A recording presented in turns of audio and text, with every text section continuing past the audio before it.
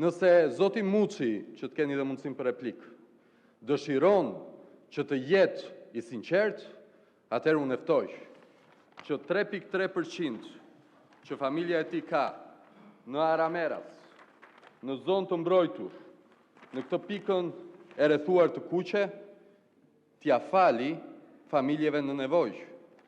Dhe pastaj të vi dhe të flasi, si për të majtën, ashtu të flasi edhe për zonat e mbrojtura.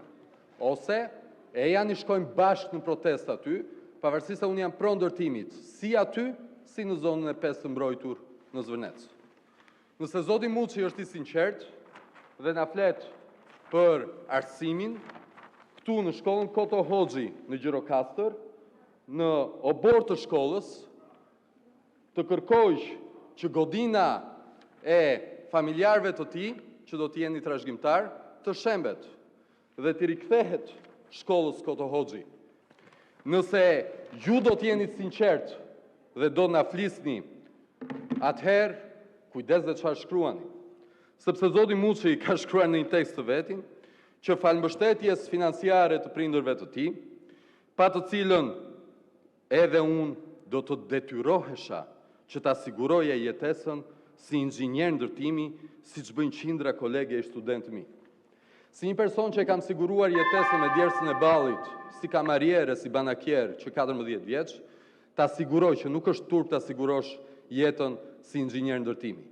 Turp është ta sigurosh jetën si përdredhës politik, sepse përdalja politike është turp, puna si inxhinier jo.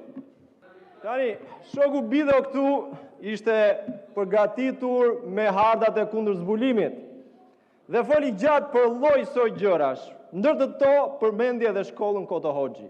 Tani, Ardit Bido dhe gjithë Bidot e tjerë në këtë sallë, sidomos ata që janë deputet të partisë në pushtet, në qoftë se konstatojnë e kanë detyrim kushtetues, në qoftë se konstatojnë një shkelje të një obori shkolle, një ndërtim në një zonë të mbrojtur, duhet të vënë në lëvizje organet kompetente për të ndaluar, për të ndërshkuar shkelësit e tyre.